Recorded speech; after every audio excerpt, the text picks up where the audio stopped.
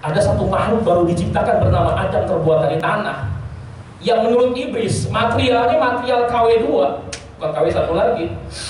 Karena KW1 itu adalah nur malaikat, keduanya adalah api, ketiganya adalah tanah, tempat kotoran najis semuanya kumpul di situ. Tiba-tiba dia begitu dekat dengan Allah Subhanahu wa Ta'ala. Iblis sendiri pada saat itu. Iblis marah dalam hati.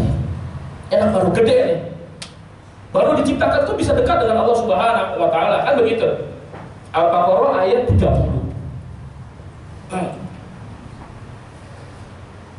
Kemudian iblis berusaha untuk menarik kedekatan Adam alaihissalam, yang menggeser posisi iblis dari sisi Allah Subhanahu wa Ta'ala. Al-Baqarah ayat 30 atau Al-Baqarah ayat Toha ayat 120. A'udzubillahi minasyaitonir rajim. Bagaimana kemudian iblis menggoda bapak moyang manusia dulu ya, Nabi Adam alaihissalam, dari sisi Allah Subhanahu wa Ta'ala. Fawaswasa ilaihi syaitan. Ketika iblis mendatangi Adam, saat itu sedang dekat-dekatan dengan Allah Subhanahu wa Ta'ala, fawaswasa ilaihi, kemudian iblis membisikkan kalimat-kalimat jahat ke dalam hati Adam. Ya Adam, hai Adam, hal adulluka ala syajaratul khuldi wa mulki la yabla. Lihat deh, iblis ngomong, apakah engkau mau aku tunjukkan pada satu pohon yang kalau kamu makan buahnya kamu bakalan kekal, dan pada satu kekuasaan yang dengan kekuasaan itu kamu tidak akan binasa. Padahal sebelumnya di dalam surat Al-Baqarah ayat 30 Allah melarang Adam alaihissalam, ya Adam, uskun anta wa zawjakal jannah, tempatilah olehmu surga, makan dan minum sebanyak-banyaknya, silakan pilih mau yang mana. Wala taqrabu hadhihi syajarah, tapi jangan kamu dekati buah ini. Kau termasuk orang-orang yang mencari dia. Ayat 32-33 Allah Subhanahu wa Ta'ala kemudian mengkabarkan Adam akhirnya tergoda oleh iblis. Fa'azallahuma syaitan. Akhirnya Adam aku digelincirkan oleh syaitan. Sayang, segitu doang untuk keimanan Nabi Adam alaihissalam. Fa'akhrajahuma mimma kana fihi. Lalu Allah mengusir Adam alaihissalam dari surga. Wa qulna bitu, lalu mengusir, menyuruh turun. Ba'duhum li ba'din aduwwun. Anak cucu engkau wahai Adam satu sama lain akan saling bermusuhan. Walakum fil ardi, bagimu sekarang tempat tinggal yang baru bersama dengan anak cucumu sampai hari kiamat. Mustaqarru wa mata'un ilahin, kata Allah Subhanahu wa Ta'ala, sampai pada batas waktu yang telah ditentukan baik. Jamaah yang dirahmati Allah Subhanahu wa Ta'ala, ketika Allah Subhanahu wa Ta'ala mengusir Nabi Adam alaihissalam ke dunia, biang keroknya juga turun ke dunia, Pak. Itu maksud saya. Allah Subhanahu wa Ta'ala juga mengusir iblis. Pada surat Al-A'raf ayat 12, 13, 14, 15, 16 juga termasuk iblis turunnya ke bumi. Ini masalahnya. Ini yang harus kita bahas tuntas. Jangan pernah meremehkan hidup di dunia. Kenapa? Di sini ada satu makhluk yang membuat bapak moyang kita dulu Nabi Adam untuk terusir dari surga, dan dia nggak mati sampai sekarang. Allah kemudian berfirman pada iblis, fahbit, turun hai iblis, minha, dari surga, fama yakunu anta takabbaru fiha, nggak pantas bagi kau sombong di dalam surga ini, kata Allah Subhanahu wa Ta'ala. Fakhruj, keluar kamu, turun ke bumi, innaka minas sagirin, engkau terusir dalam keadaan terhina tentang iblis. Surat Toha ayat 120. Iblis bikin satu sumpah serapah, Pak. Toha 120. A'udzubillahi minasyaitonir rajim. Lihat ucapan iblis ini. Fabi izzatika, ya Allah, demi kemuliaanmu, la ughwiyannahum ajma'in, akan aku goda semua anak cucu Adam ajma'in, keseluruhannya, enggak ada terkecuali. Illa, kecuali min ibadaka minal mukhlasin, kecuali hamba-hambamu yang mukhlis. Kita akan bahas satu ilmu dengan angle yang berbeda. Apa itu ikhlas? Nanti saya bahas ya. Satu rahasia yang kalau Bapak bisa ambil ilmu ini sampai derajat hakikat, iblis nggak akan mampu menjangkau keimanan Bapak. Sampai-sampai kemudian iblis itu mengibarkan bendera putih di depan kita. Ilmu ikhlas dari angle yang berbeda kita akan bahas. Bukan dari sisi teoritis, udah kenyang kita belajar ilmu teori. Karena belajar dari sisi hakim namanya. Baik jamaah yang dirahmati Allah Subhanahu wa taala. Oleh karena itu, Pak, sampai sekarang, sampai saat ini, sampai detik ini, sampai hari kiamat, iblis paling benci kalau melihat anak cucu Adam itu dekat dengan Allah Subhanahu wa taala. Iblis paling kesel kalau melihat anak cucu Adam sholat kemudian dia menangis saat sujud. Iblis paling jengkel ketika melihat anak cucu Adam itu rajin sholat. Iblis paling gak demen kayak gitu. Kenapa gak demen? Dia tahu orang-orang soleh yang ikhlas itu tempatnya di surga, balik ke kampung halaman asalnya. Kalau semua anak cucu Adam itu balik ke surga, iblis gak ada teman. Iblis aktif, bergerak setiap saat. Cuma satu kerjaan iblis, Pak, ngegodain anak cucu Adam. Makhluk paling cerewet sedunia adalah iblis. Ngapain? Was-wasa, memberikan was-was fi sudurinas. Aktif loh dia. Kalau iblis aktif, menghancurkan benteng pertahanan hati kita, dibisikkan kejahatan agar kita masuk dalam neraka jahanam. Kemudian di sisi yang lain, kita nggak pernah ngejagain diri kita loh, gitu kira-kira maksud saya. Kalau iblis setiap saat, setiap detik, nggak pernah putus asa, bahkan tertantang, punya satu adrenalin, demen deh ketika menggoda orang-orang soleh kayak bapak-bapak sekalian. Sementara kita nggak pernah ngeh, dan kita lengah dari peristiwa ini, gawat. Oleh karena itu pembahasan tentang bagaimana iblis nggak pernah akan berhenti berjuang, bertarung, berperang, ini menjadi pembahasan yang akan kita dalami lebih detail lagi insya Allah. Oleh karena itu wajib bagi kita kemudian kita harus tahu bagaimana langkah-langkah iblis menjerumuskan anak cucu Adam masuk ke dalam neraka jahanam tanpa harus merubah zahir mereka pindah agama loh. Tanpa harus menyuruh mereka nyembah kemusyrikan, nggak perlu. Iblis dia tahu nyuruh orang-orang soleh nyembah berhala susah, betul nggak? Iblis tahu orang-orang kayak antum ini, kayak jamaah sekalian, disuruh mabuk nggak mau. Iblis tahu. Iblis tahu orang-orang kayak kalian ini disuruh kemudian berzina. Iblis tahu kalian nggak mau. Iblis punya satu strategi lain yang di luar pikiran manusia. Sebenarnya sederhana strateginya, Pak. Strateginya adalah strategi iblis yang pernah dilakukan kepada Nabiullah Adam alaihissalam, yaitu berawal dari sesuatu yang remeh-temeh, namanya adalah makanan. Kita akan bahas, Pak. Ada 5 langkah loh, Pak. Tattabi'us syaitan, langkah-langkah setan untuk menjerumuskan anak cucu Adam menjadi bagian dari partai iblis, golongan iblis, teman-teman iblis, sampai masuk ke dalam neraka jahanam atau masuk ke dalam neraka sa'ir. Kepada di rumah buka surat Al-Fatir ayat 6. Kita tulis ya, biar Bapak punya bekal gitu dibawa pulang.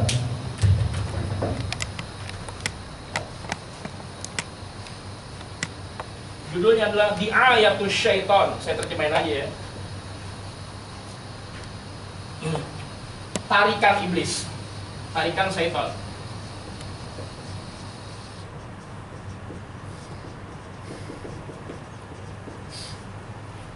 Bapak moyang kita udah nggak ada. Nabil Adam, bapak moyang kita udah nggak ada. Seolah-olah beliau menitip satu pesan, hati-hatilah wahai kalian anak cucu. Kenapa? Aku sudah nggak ada lagi. Tapi musuh kalian sampai sekarang masih hidup dan sampai hari kiamat. Kasihan kalian kalau kalian kemudian anak cucuku, kalian gak ketemu dengan aku di surga. Kasihan. Kira-kira kalau Nabi Adam masih hidup tuh ngomongnya kayak begitu kira-kira. Oleh karena itu ilmu ini wajib diambil. Wajib diambil untuk menjadi bekal perjalanan hidup kita. Buat apa? Buat balik ke Allah, Pak. Asal muasal manusia tempatnya bukan di dunia, bukan lah. Kalau orang kemudian berjuang serius belajar ilmu dunia sampai S1, S2, S3 biar mapan, biar eksis, biar kekal. Padahal manusia nggak boleh kekal di dunia loh, dan nggak akan pernah kekal.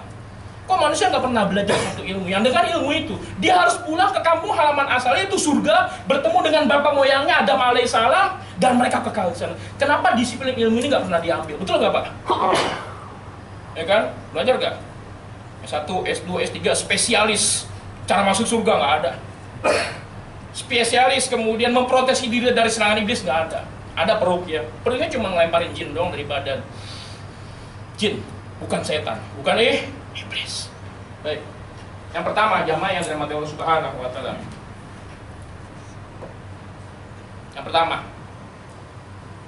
iblis nggak bakalan nyuruh kalian untuk berzina, nggak mau. Iblis bukan orang bodoh, pintar, cerdas.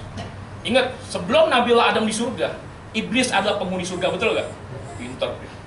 Temannya malaikat. Termasuk hamba yang dipuji-puji oleh Allah Subhanahu wa Ta'ala selain malaikat yang ada di surga, yaitu iblis. Namanya adalah Azazil.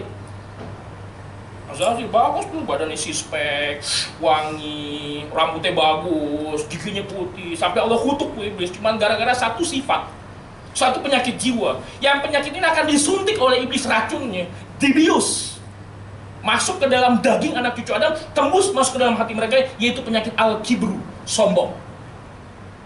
Sombong, hati-hati sombong apa? Sombong itu menjangkiti penyakit orang-orang yang punya nikmat lebih loh. Biasanya nih, orang kaya potensi sombongnya lebih besar. Jabat, menggantung, punya posisi, pokoknya yang nikmatnya di atas rata-rata berpotensi buat sombong. Hati-hati. Di sebuah hadis qudsi Rasulullah SAW bersabda, Allah Subhanahu wa Ta'ala berfirman, sombong adalah selendangku, keagungan adalah pakaianku, kata Allah. Barang siapa mengambil selendangku yang gak berhak diambil oleh makhluk, aku lemparkan mereka ke neraka jahanam, kata Allah Subhanahu wa Ta'ala. Iblis cuma satu dosanya, pas sombong diusir. Nabiullah Adam alaihissalam dosanya cuma satu, dosa kuliner, ingetin. Dosa makan minum, segitu nggak bergaul sama Pak Bondan yang manyus-manyus itu. Cuma satu dosanya, dosa makan minum yang dianggap mubah oleh manusia. Sampai di dunia Allah kemudian ampuni, tobat. Nah, nanti kita akan ajarkan ilmu tobat. Iblis nggak mau tobat, dosanya berat. Pelanggarannya pelanggaran berat yang nggak bisa ditangani oleh KPK. Susah. Nggak bisa ditangani oleh pengadilan negeri, nggak bisa. Itu dosa sombong. Kenapa? Para pengadil-pengadil itu juga sombong gitu kira-kira. Baik, apa penyakitnya yang pertama? Bagaimana langkah-langkah syaitan buat menggelincirkan kita nih Pak? Yang pertama, goflah.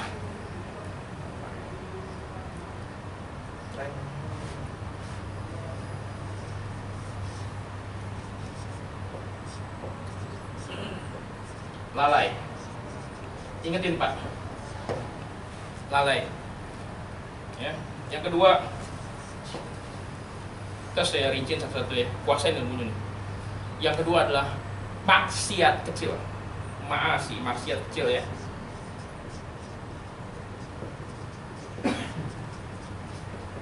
Biasanya adalah maksiat-maksiat yang dianggap mubah. Nyembah berhala mau gak? Saya kasih 1 miliar. Mau gak? Nggak mau kan? Oh, setan tahu. Zinahin anak perempuan orang lain mau gak?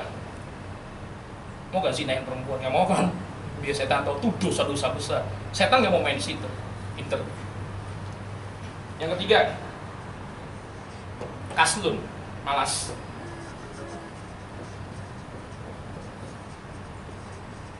Jadi dari sini ke sini aja kayak shelter Pak.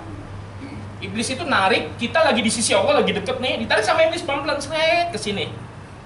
Dari sini tarik lagi sama iblis, dipindahin, nyaman. Iblis kayak Gaiden gitu, narik pelan-pelan, seolah-olah temennya. Pindahin lagi, ujung-ujungnya di pinggir neraka jahanam, dijorokin jatuh. Ini namanya kaslun. Kaslun. Bahasa Arabnya kaslun. Yang keempat, taswif. Taswif. Taswif maknanya adalah menunda-nunda. Menunda-nunda. Yang kelima, futur. Lepas. Yang keenam, insilah. Insilah. Putus kehambaan. Putus dari hamba. Ayo kita bahas ya. Kita goflah. Hati-hati goflah. Wah, hati. Allah udah wanti-wanti Pak. Kita di rumah buka ya. Surat 7 ayat 172. Ini yang digeber sama iblis ketika orang lagi sholat, suka goflah, gak lalai gak? Ini dia di sini mainnya nih. Ini yang Allah cela abis dalam surat Al-Ma'un. Buat orang-orang yang sholat tapi hatinya goflah, lalai. Fawailul lil musholli, celakara orang-orang yang lalai. Alladzina hum an sholatihim sahun. Yakni ketika mereka sholat, hati mereka dalam keadaan lalai. Ingat Pak, sebelum manusia itu dipindahkan oleh Allah ke muka bumi,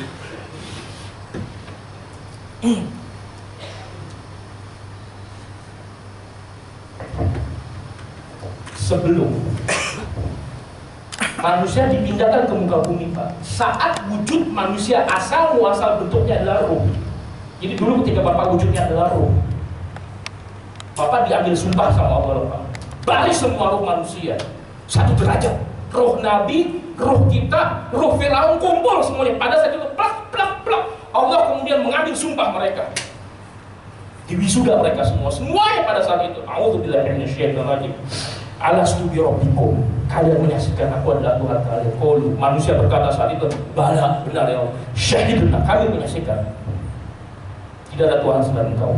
Am taqulu yaumal qiyamah. Kami ambil sumpah kalian hari ini. Pegang sumpah ini. Karena kalian bakalan dipegang sumpah kalian nanti hari kiamat. Am taqulu yaumal qiyamah inna kunna an hadza ghafilin. Jangan sampai nanti kalian di hari kiamat kalian dalam keadaan lalai dari Allah Subhanahu wa Ta'ala. Lalai adalah satu penyakit yang jauh-jauh hari di alam ruh. Sebelum bapak-bapak dipindahkan Allah ke muka bumi, jangan sampai kalian terjangkit satu penyakit berbahaya bernama ghaflah, lalai. Orang-orang yang lalai, Pak, di hari kiamat orang yang paling menangis, senangis-nangisnya, dia menyesal. Surat Maryam ayat 39 tulis, Pak. Maryam 39. Jangan sampai, Pak. Kita bukan orang kafir, loh. Kita bukan orang yang gak kenal Allah. Kita kenal Allah. Kita bukan ateis. Kita bukan orang jil. Kita orang Islam. Bapak ibu kita ngasih kita nama bagus-bagus biar kita taat sama Allah Subhanahu wa Ta'ala. Jangan sampai nanti kemudian keislaman kita saat di akhirat itu membuat kita menangis, heran. Malaikat heran. Yang menangis harusnya orang kafir, bukan orang Islam. Kok ada orang Islam yang menangis? Ternyata kasus di mana orang-orang beriman di akhirat menangis adalah kasus berat saat mereka di dunia. Mereka lalai dari Allah Subhanahu wa Ta'ala. Hati-hati loh, Pak. Setan tahu celah ini. Tahu. A'udzubillahi minasyaitonir rajim. Wa'anzirhum yaumal hasrah. Hai Muhammad, berikanlah umatmu itu peringatan. Sampai Allah mengutus satu tugas khusus buat Rasulullah. Kasih mereka peringatan, gebak mereka. Jangan sampai lalai. Jangan mau mereka kemudian mau kekal di dunia. Lah, mereka bukan di situ tempat lahirnya dan tempat tinggal yang abadi buat mereka bukan di situ. Ingat bapakmu yang mereka di surga dan mereka wajib kembali ke surga. Kasih mereka peringatan, hai Muhammad. Yaumul hasrah, pada satu hari penyesalan. Kalian menangis pada saat itu. Ikhudiyal amru, ketika semua perkara Allah Subhanahu wa Ta'ala sudah putuskan, nggak ada yang terzalimi. Kalian pada saat itu terbagi menjadi dua kelompok. Wahum la yu'minun. Kalian termasuk orang-orang yang tidak beriman. Siapa mereka? Orang-orang kafir yang menduakan Allah atau tidak mempercayai Allah. Mempercayai Allah tapi sering menghina Allah. Yang kedua, wahum fi ghaflihim. Ghafilin, dan kalian termasuk orang-orang yang lalai. Ternyata Pak ayat ini menjelaskan satu fenomena di akhirat. Ada orang-orang yang menangis dari kalangan orang-orang beriman, yakni mereka adalah orang-orang ketika di dunia mereka nggak ngeh bahwa hidup mereka untuk beribadah kepada Allah Subhanahu wa Ta'ala. Ghaflah. Apa contoh ghaflah? Ini contoh ghaflah, Pak. Ghaflah artinya adalah, saya definisi dulu artinya ya. Ghaflah artinya adalah seorang hamba lupa akan hak-hak Tuhan. Itu ghaflah. Saya ulangi lagi, definisi ghaflah. Ghaflah itu lalai. Maknanya adalah seorang hamba hilang kesadarannya akan hak-hak pada Allah Subhanahu wa Ta'ala. Contoh. Makan. Yang ngasih rezeki siapa, Pak? Allah. Setuju ya? Ada yang bilang Allah nggak? Saya ada tulang nggak? Tangan yang nyiptain siapa? Allah. Lahir satu syariat, kalau Anda makan rezekiku kata Allah, dengan perantara tangan yang aku ciptakan, makanlah dengan tangan kanan dan baca bismillah. Pertanyaan adalah selama ini kalau kita makan baca bismillah gak? Ayo, gawat. Pakai tangan kanan kan? Kita lihat kemudian manusia berlomba-lomba dengan bangganya. Ada satu kejadian namanya standing party. Mereka makan sambil ngobrol, sambil berdiri, gawat ya. Tangan kiri dan lain sebagainya. Jangan ikutin kayak gitu, saran saya. Jangan takut, Pak. Kalau ada cara standing manner, standing party, minta sama office boy, minta saya kursi dikasih. Kalau dia nggak mau ngasih, tamparin pakai duit 100.000, Pak, dicariin sama dia kursi. Jangan ikut-ikutan. Ini orang-orang yang bakal menangis terjadi. Tapi jangan dicela ya. Orang-orang itu jangan dicela.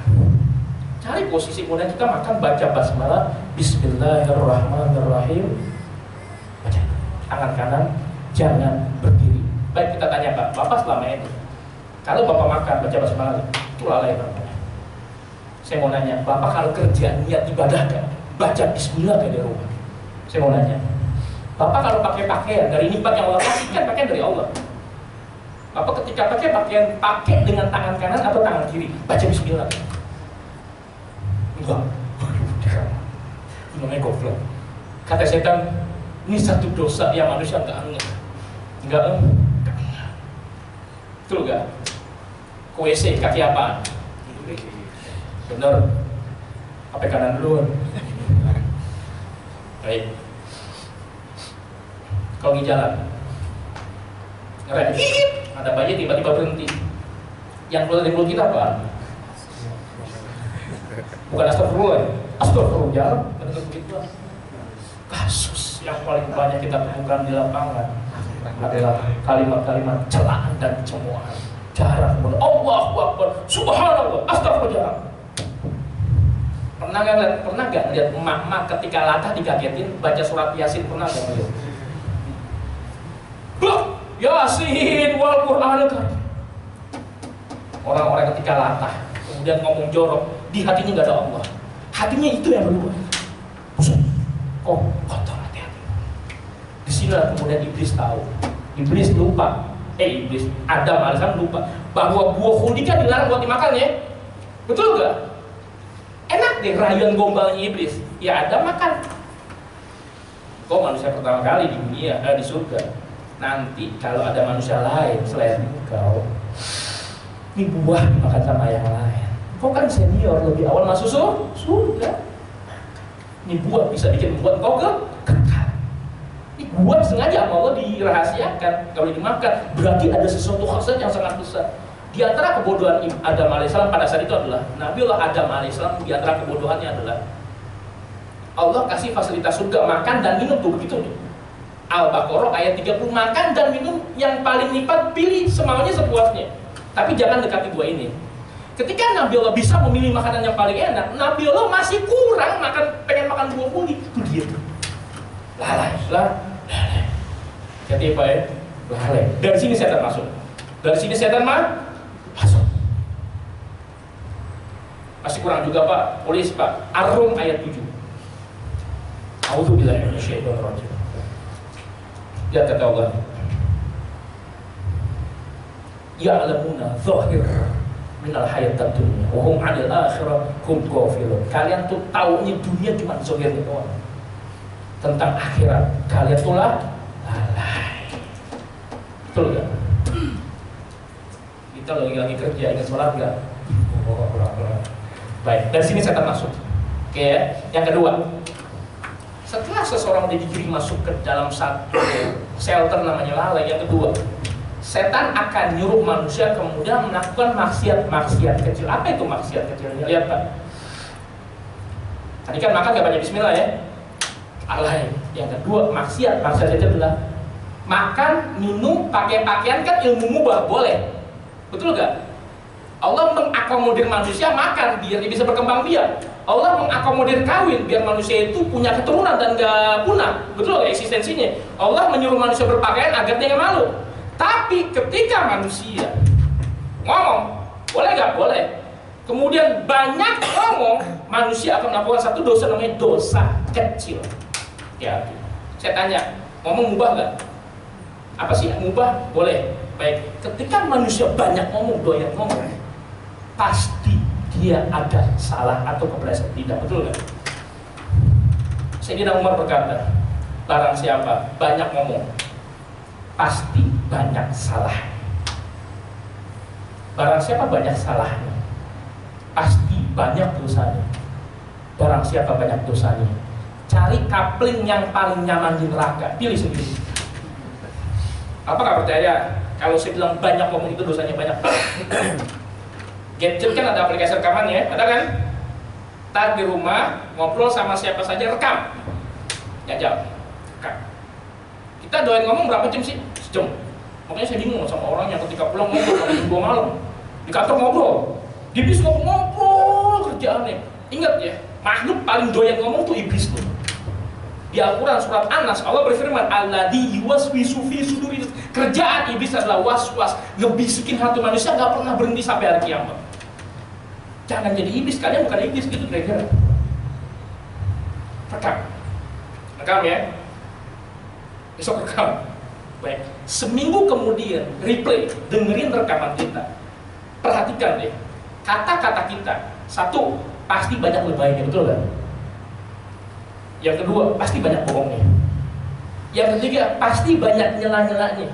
Yang keempat, pasti mau eksis kan? Mau ujuk, pasti itu.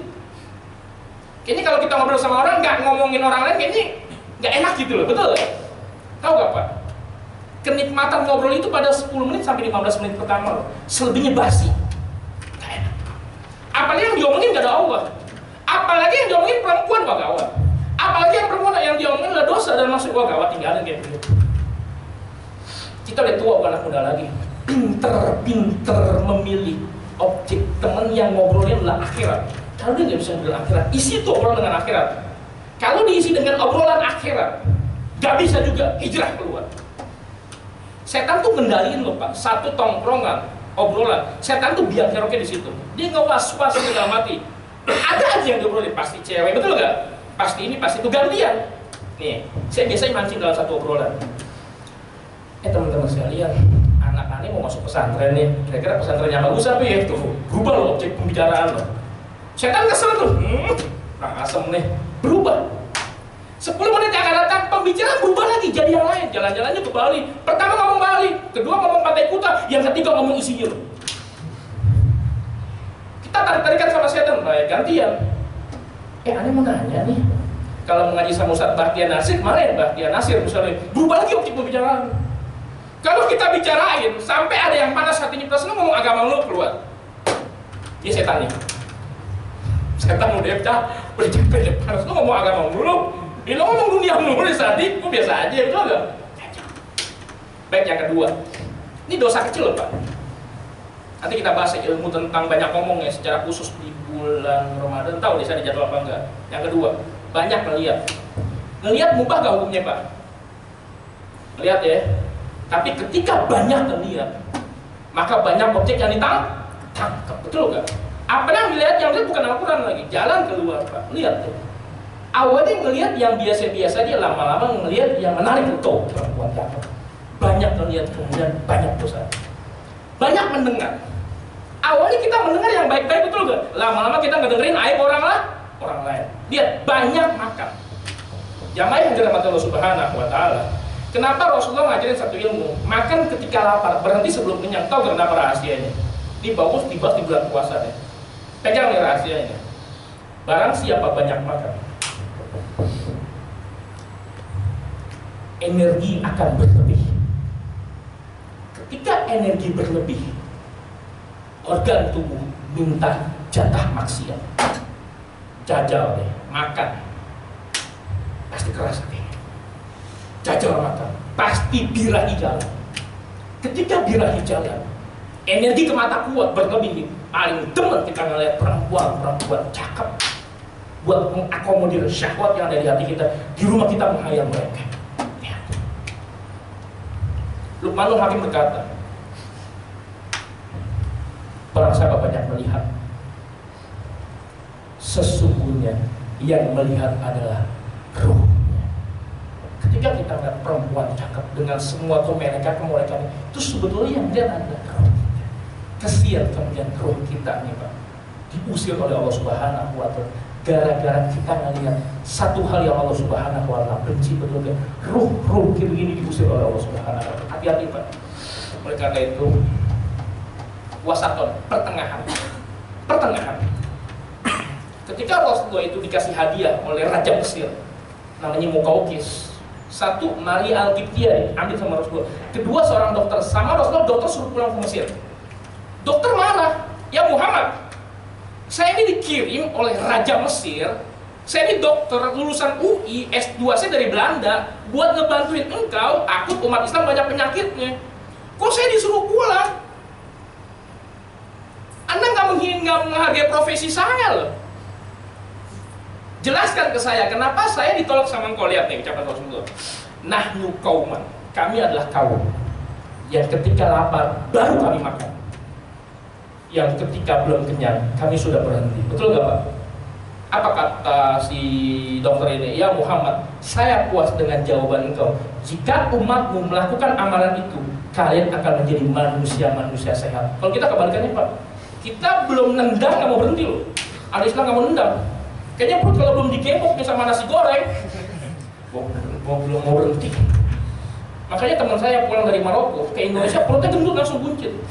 Di Maroko punya satu kebiasaan, kalau malam itu mereka nggak kenal makan makanan berat, makan buah. Pas di Indonesia Pak, paginya makan nasi uduk, malamnya makan nasi goreng, perutnya buncit. Saya juga tuh. Kita nggak bisa menghindar. Di Timur Tengah itu kalau pagi-pagi Pak, itu makan roti pakai selai madu, betul nggak? Malamnya makan buah. Di Indonesia pagi-pagi makan nasi uduk, malamnya kalau nggak nasi goreng makan mie tek-tek, gitu-gitu kira-kira. Kenyataan. Katanya memang gak usah dijajal deh. Ketika Anda mau tidur makan, Anda nggak bisa tahajud. Kenapa? Energi Anda berlebihan. Lalu energi itu membuat Anda jadi malas dari Allah Subhanahu wa Ta'ala. Baik. Maka yang kedua akan membuahkan yang ketiga, namanya malas tuh. Kaslun. Ini kaslun ya. Kaslun.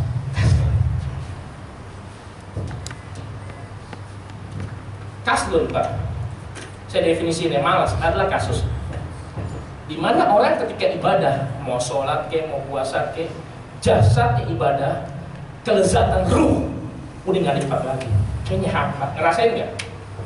Ketika ibadah kayaknya kering gitu ya. Gue lagi ngapain sih? Kata Rasulullah SAW, orang-orang kayak ini kasihan. Kamin qaimin. Berapa banyak orang berdiri untuk sholat? Hadzuhu ala sholati at-ta'abuan nasobu. Kecuali ketika dia sholat hanya mendapatkan lelah dan bosan doang. Di hadis lain Nabi bersabda, kamin so'imin min siyamihi ilal ju' wal atas. Berapa banyak orang berpuasa, ketika mereka berpuasa mereka hanya mendapatkan lapar dan haus doang. Kasihan mereka.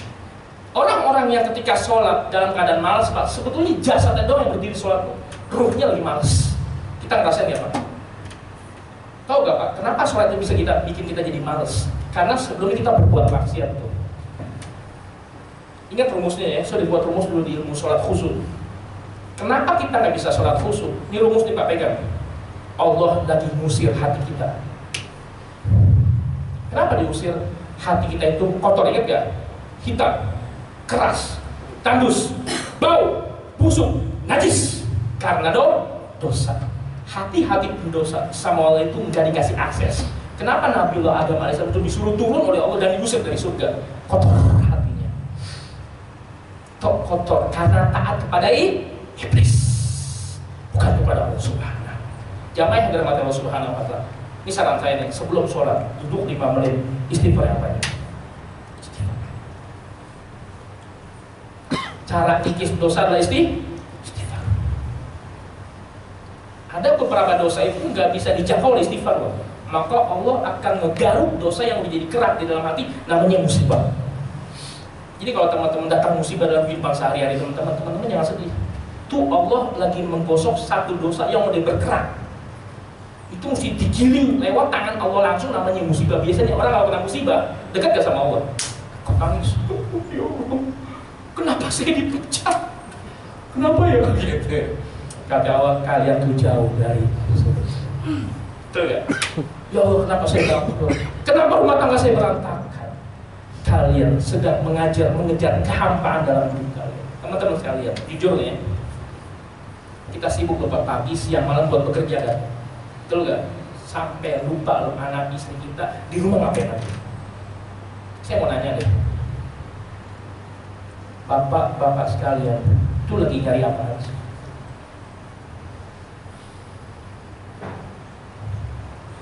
Nyari rezeki, betul, baik, nyari rezeki ya. Kesannya ke ibadah ya, kesannya ya.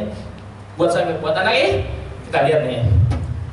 Kalau bapak nyari rezeki, namanya duit, namanya gaji tiap bulan. Saya mau nanya, hubungan bapak-bapak sekalian selama bapak-bapak itu bekerja, dekat gak dengan sang pemilik rezeki, yaitu Allah Subhanahu wa Ta'ala? Saya mau nanya, jawab.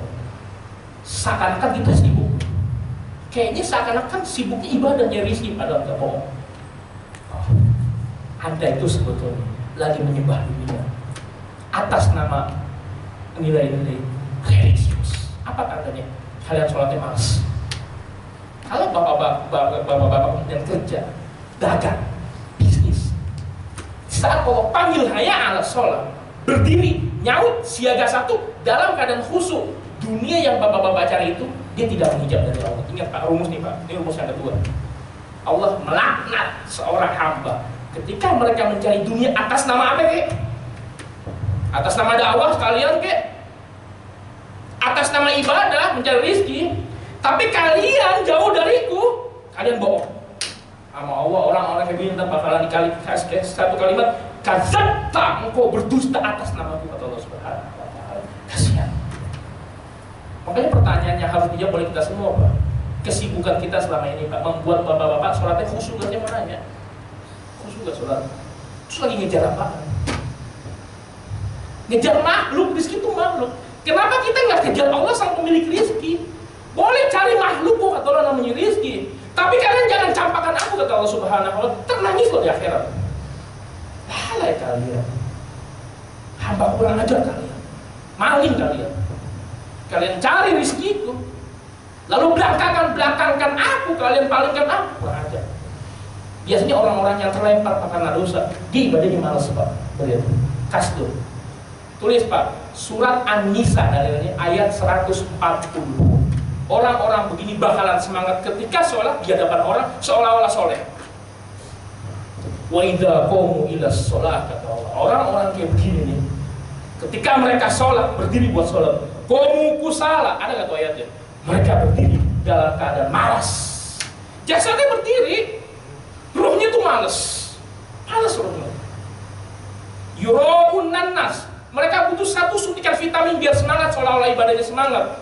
Itu mau ditontonin oleh manusia ria. Ini adalah penganut mazhab ria, hubbur riyasa. Mau tampil kemudian orang lain melihat dia. Banyak orang-orang kayak begini loh, Pak. Walaupun orang-orang ini seolah-olah dia ustaz atau kiai, hati-hati. Dan mereka, kata Allah Subhanahu wa Ta'ala, ketika mengingat Allah, illa qalilan, sedikit. Bohong mereka, bohong. Baik, yang keempat Pak. Setan mulai lagi ngegiring. Sama setan ditenteng lagi nih. Treng. Mulai nih, ruhnya dimulai hilang kan tadi ya. Yang keempat Pak, taswif. Apa itu taswif? Taswif artinya adalah menunda-nunda panggilan Allah. Ya. Ketika Allah panggil, hayya sholat, tanya Pak sama diri kita. Saat Allah panggil di waktu subuh, tanya ya. Saat Allah panggil kita di waktu zuhur, kita nyaut gak? Terus langsung gak berdiri di depan Allah? Ternyata enggak loh. Betul gak Pak? Saya mau nanya, orang-orang kayak begini ketika Allah panggil, Allah cinta gak sama orang-orang ketika dipanggil gak nyaut? Kita punya anak kandung Pak, kita panggil berkali-kali gak nyaut, kita marah sama anaknya. Dia nonton TV, dia sibuk APK, kita gak mau tahu. Ketika kita panggil mereka, kita mau mereka berdiri di depan bapaknya. Tuh bapak lu. Kalau kita aja marah punya anak kayak begitu, kita sebut anak durhaka. Kenapa kita nggak pernah menjuluki diri kita hamba durhaka? Ketika Allah panggil di waktu zuhur kita nggak nyaut, terus nggak berdiri buru-buru di depan Allah Subhanahu wa Ta'ala. Ternyata selama ini Pak, setan udah berhasil ngegiring kita pada satu shelter. Nama shelternya adalah shelter menunda-nunda panggilan Allah Subhanahu wa Ta'ala. Betul nggak Pak? Kata setan segitu doang loh. Segitu doang, ngaji rajin, baca Quran banyak. Segitu doang, ketika Allah panggil, segitu doang kata setan. Saya nggak bakalan nyuruh kalian berzina, kata setan, enggak. Kalian cerdas. Tapi saya bangga ketika kalian mulai dipanggil oleh Allah Subhanahu wa Ta'ala, kemudian kalian bilang sama Allah, ya Allah, ntar dulu kita lihat pasal satu ya. Ketika Allah panggil di waktu subuh Pak, kasus di mana kita nggak bisa bangun tepat waktu berjamaah di masjid, lagi ngapain Pak? Satu, pasti lagi nyenyak tidur, betul nggak? Lagi megang bantal, megang guling, meluk anak, meluk istri. Dua yang kita pegang Pak, satu megang dunia, kenikmatan. Yang kedua megang makhluk. Kalau nggak bersama anak, bersama asal jangan bersama pembantu aja ya. Betul gak Pak? Setiap hari Allah panggil. Bukan satu panggilan, ada 4 masjid di sekeliling rumah kita. 4 kali dipanggil, kita nggak nyaut. Gila nih hamba apa? Dia mengklaim orang soleh kayak begini. Kualitas. Nah, masih bagusan polisi loh, 86 loh. Siapa 86? Oh 86 terus. Polisi nggak ilmu khusuk. Tapi khusuk terus sama komandannya. Saya sama komandannya. Enggak sama Allah gitu saya. Itu dong, hati-hati Pak. Di sini orang ibadahnya mulai setengah-setengah Pak. Lihat, tandanya nih Pak ya, kita lihat tanda yang paling bisa dikenali. Ketika dia sholat zuhur setengah 2, pokoknya semua setengah aja.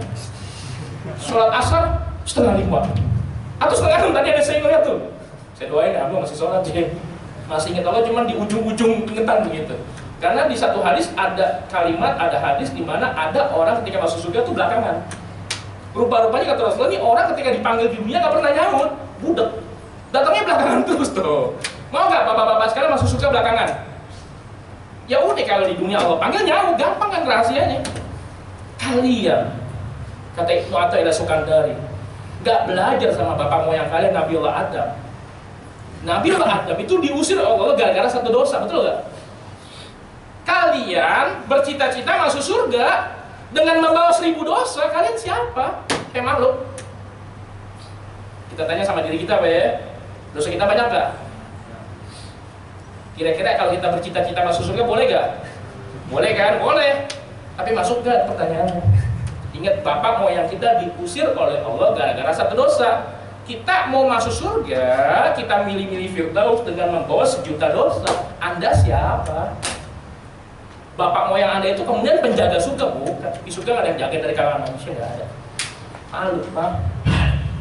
Hati Pak. Subuh setengah 7 loh. Kadang-kadang setengah 11 ada. Kadang-kadang loh. Setelah subuh, Masya Allah, ngeri juga. Jangan deketin orang-orang itu begitu, bahaya. Kita punya karyawan, kalau kita panggil nggak nyaut Pak, kita pecat ya. Hati-hati. Setan mulai senang tuh, mulai bunyi setan ya. Gampang ya godain orang-orang beriman ya. Orang-orang beriman tuh nggak sadar. Dia pikir dengan ayat kursi yang mereka baca, saya kepanasan. Enggak. Orang kalian ketika baca ayat kursi, kalian sedang menggunakan ayat kursi buat mengejar saya, buat mengusir saya. Harusnya kalian baca ayat kursi untuk mencari ridha Allah kan? Bodoh loh kalian, seolah-olah Allah ciptakan ayat kursi, dia kayak panahan buat memanah saya, bukan. Sering kita kemudian mengusir setan Pak. Sering. Ada orang kesurupan, kita baca ayat kursi, setannya baca surat Yasin loh. Pernah gak ngelihat satu kasus? Ada orang kesurupan, Allahu la ilaha illa huwal hayyul qayyum, gak ada ruhnya kata setan. Pemalas baca Quran, aduh gawat, gak ada energinya. Pemalas baca Quran, gak ada energi. Kata setan, lu makhrajnya aja salah. Panjang-pendeknya berantakan. Hafalan cuma segitu, itu juga bekal dari SD, gak pernah diperbaiki. Ketika ada orang baca ayat kursi salah, setan malah baca surat Yasin loh. Nih, saya ajarin Yasin, kata orang kesurupan, wal Qur'anil Karim. Malu langsung betul. Baik. Azan berapa menit lagi, Pak? 1 menit lagi. Saya tuntasin deh. Yang keempat adalah futur. Futur mulai kemudian dia ngilangin amalan-amalan Allah, perintah-perintah Allah. Mulai dalam 1 hari, sholatnya mulai 3 rakaat, hati-hati Pak. 3 waktu. Futur tuh dia mulai lepas. Di bulan Ramadan, dia mulai cuma 10 hari Ramadan puasa, selebihnya nggak puasa, dan nggak pernah dibalas. Betul nggak gitu Pak? Betul nggak? Betul nggak sih menanya? Kewajiban kita sehari 5 waktu sholat, jalan nggak? Kalau kita nggak jalan Pak, cuma 5 kali ya, cuma 3 kali, Bapak ada di posisi itu loh Pak.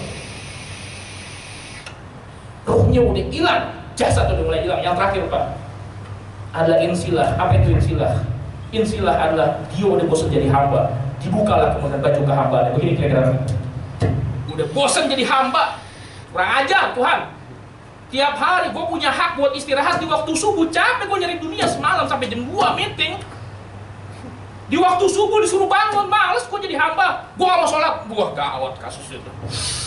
Dia mulai begini, ana rabbukumul a'la, saya Tuhan. Gak ada yang berhak ngatur-ngatur saya. Mulai dia gak puasa di bulan Ramadan. Mulai dia gak bersedekah lagi. Mulai dia gak berzakat. Ketika orang sampai derajat insilah, hilang kehambaannya Pak. Ternyata selama ini Pak, kita melihat teman-teman kita bukan lagi manusia Pak. Mereka adalah Tuhan-Tuhan tandingan Allah Subhanahu wa Ta'ala. Dalilnya Pak, dalilnya surat Al-Furqan ayat 43 sampai 44. Kita tutup ya dengan satu ayat, saya bacain. A'udzubillahi minasyaitonir rajim. Disinilah kemudian dia telah menyembah hawa nafsunya, Pak, kamu diatur sama Allah. Aro'aitah man ittakhadha ilahahu hawahu. Hai Muhammad, apakah kau tidak memperhatikan ada loh manusia yang telah menjadikan hawa nafsu sebagai Tuhan yang mereka sembah? Apakah orang kayak begini pantas kau berikan syafaat pada Allah Subhanahu wa Ta'ala? Di sisi Allah, mereka adalah orang-orang yang menyembah hawa nafsu. Baik, kalau kita kayak begitu Pak, buru-buru balik ke Allah dengan cara tobat. Kalau kita ngeliat anak istri kita kayak begitu, doain. Nah, saya mereka jangan pernah putus asa. Ingat, setan nggak pernah putus asa menggoda anak cucu Adam sampai hari kiamat. Allah wa'ala bisa benahi Pak urusan kita sama Allah. Kurangi kemudian pengaruh-pengaruh setan dalam kehidupan kita. Bapak sedang berjalan dengan Allah Subhanahu wa Ta'ala.